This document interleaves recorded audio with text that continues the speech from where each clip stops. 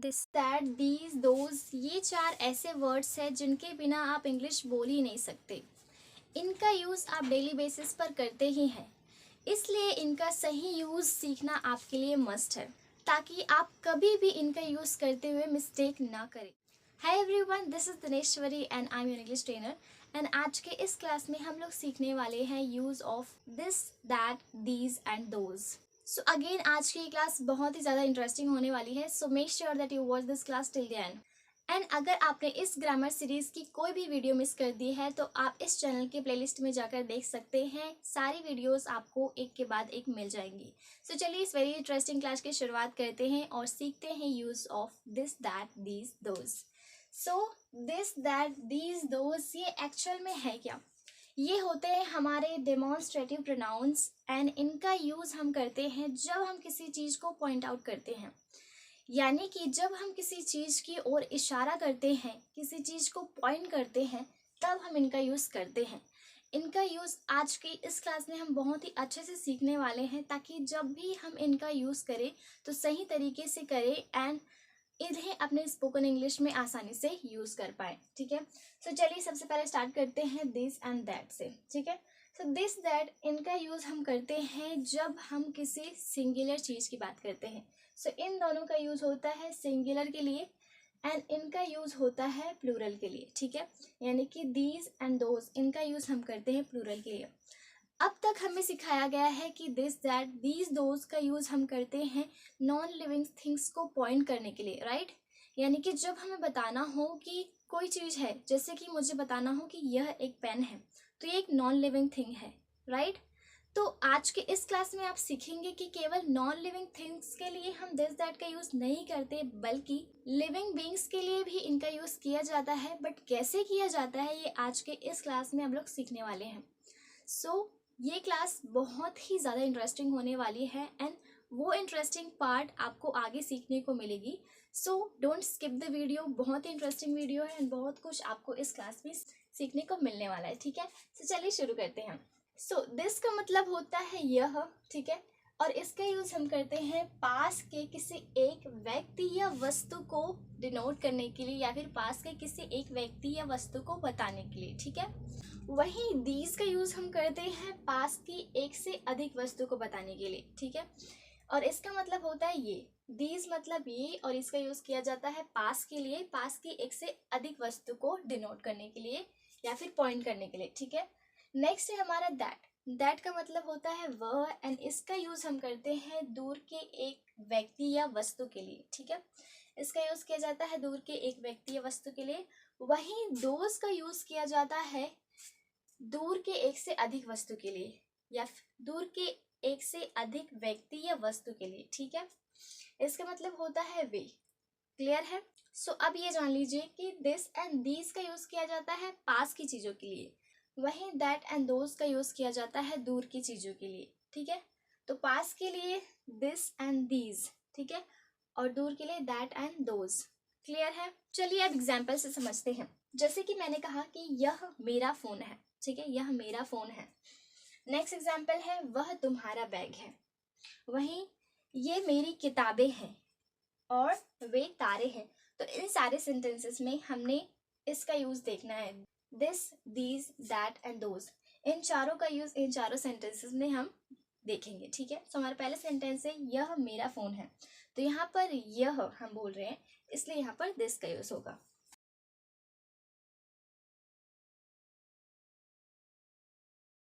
Okay, सो यह मेरा phone है, दिस इज माई फ़ोन। ठीक है, वहीं वह तुम्हारा बैग है, तो वह के लिए हम क्या यूज़ करेंगे, दैट का, लेकिन ये दूर की चीज़ है।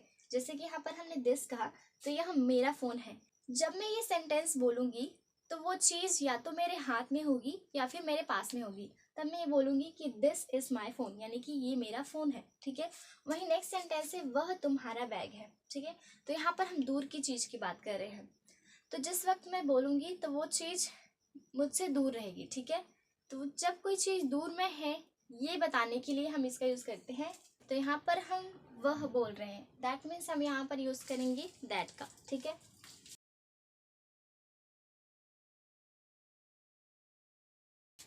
ओके, सो वह तुम्हारा बैग है, दैट इज़ योर बैग। ये दूर की कोई एक चीज़ है, ठीक है। यानी कि जब हम दूर की कोई एक चीज़ की बात कर रहे हैं तब हम दैट का यूज़ करते हैं, ठीक है। नेक्स्ट है ये मेरी किताबें हैं। अब यहाँ पर एक से अधिक चीज़ों की बात कर रहे हैं एंड एक से अधिक चीज़ है लेकिन पास में है, ठीक है।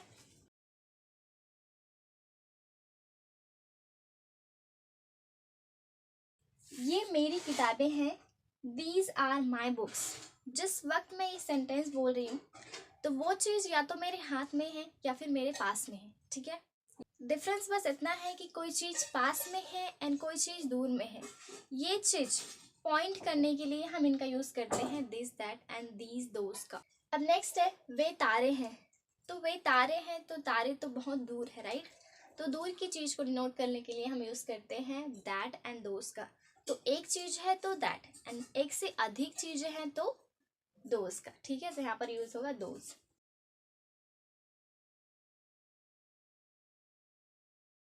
ओके, सो वे तारे हैं, दोज आर स्टार्स।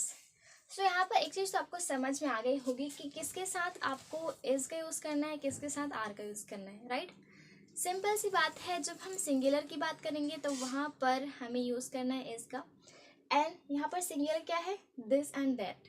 तो इनके साथ हमेशा आपको इज का यूज़ करना है, वहीं दीज एंड दोज के साथ हमेशा आर का यूज़ करना है। यहीं पर एरर्स होते हैं, यहीं पर मिस्टेक्स करते हैं, ठीक है। तो यहाँ पर आपको ध्यान देना है कि हमेशा सिंगुलर के साथ सिंगुलर वर्ब यूज़ करेंगे, वहीं प्लूरल के साथ प्लूरल वर्ब यूज़ करेंगे, ठीक है। तो चलिए अब कुछ और एग्जाम्पल्स देखते हैं ताकि ये टॉपिक हमारे लिए और भी अच्छे से क्लियर हो जाए। ऑलराइट गाइस, सो ये रहे हमारे एग्जाम्पल्स इन चारों वर्ड्स के साथ। चलिए देखते हैं एंड समझते हैं।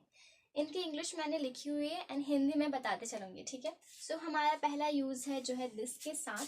सो दिस इज़ माई पेन, यानी कि ये मेरा पेन है, ठीक है। वही नेक्स्ट है दिस इज़ योर कार, ये तुम्हारी कार है, ठीक है। यानी कि कोई एक चीज़ है और पास में है तब हम दिस का यूज़ करते हैं, ठीक है। नेक्स्ट है दिस इज़ योर सीट, ये आपकी सीट है, ठीक है। नेक्स्ट है this is a beautiful flower, this is a beautiful flower यानी कि ये एक सुंदर फूल है, ठीक है। जिस वक्त मैं ये सेंटेंस बोल रही हूँ उस वक्त या तो वो चीज़ मेरे पास में है या फिर मेरे हाथ में है, ठीक है। अब ये मोस्ट इंटरेस्टिंग यूज़ इसका this that and these those का जिसके बारे में मैं बात कर रही थी वो है ये व्हेन वी इंट्रोड्यूस समवन, वहाँ पर भी हम इसका यूज़ करते हैं।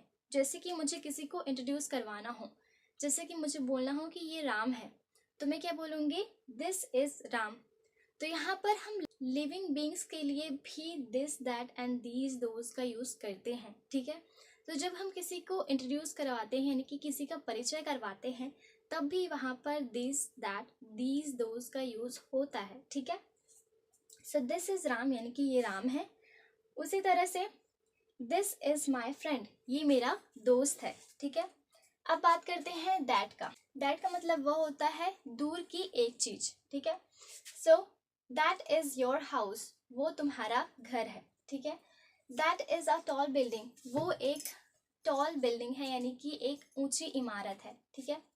नेक्स्ट है दैट इज़ माई बुक, वो मेरी किताब है, ठीक है। दैट इज़ आवर बाइक, ये हमारी बाइक है। नेक्स्ट है अब again introduce, when we introduce someone, so that is Rohan, वो रोहन है, ठीक है। जिस वक्त मैंने ये कहा कि दिस इज़ माई फ्रेंड या फिर दिस इज़ रोहन तब वो मेरे पास में था, लेकिन जब मैं ये बोलूँगी कि दैट इज़ रोहन मतलब उस वक्त वो दूर में है। जैसे कि मैंने किसी को देखा एंड मेरे पास कोई है, मैं उसे बता रही हूँ कि वो रोहन है, ठीक है। तो मैं क्या बोलूँगी, दैट इज़ रोहन, ठीक है।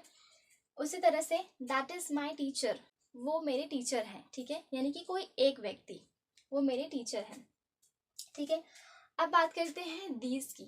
दीज का मतलब ये, और इसका यूज़ करते हैं जब हम पास की एक से अधिक वस्तु या व्यक्ति के बारे में बात करते हैं, ठीक है।